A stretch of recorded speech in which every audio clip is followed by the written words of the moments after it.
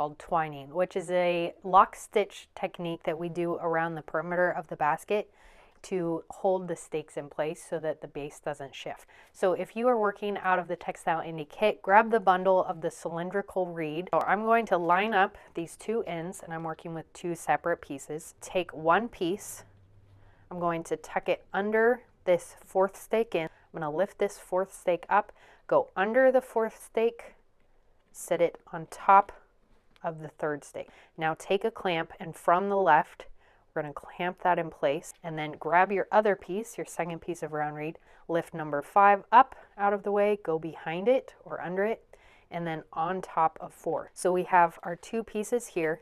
We need a twist in between each stake. So to do that, take your left hand, open it up on top of the basket, bring both lengths into your left hand, and this is going to be our resting position. Now, if you hold these in your left hand, kind of loosely grip them so they don't get away from you, this will help you to stay oriented. Then come to this last stake that we have these wrapped around. So there's one underneath this stake and there's one on top. Take the one that's on top, grab it with your right hand, bring it under the next stake. So this is our working stake. We're going to go under the following stake and bring both pieces of reed back to your left hand.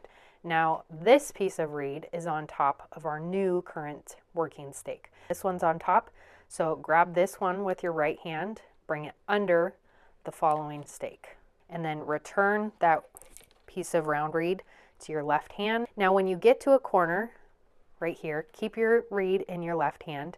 The piece that's coming underneath, we're going to gently crimp it or press it against that corner so that it curves around that corner.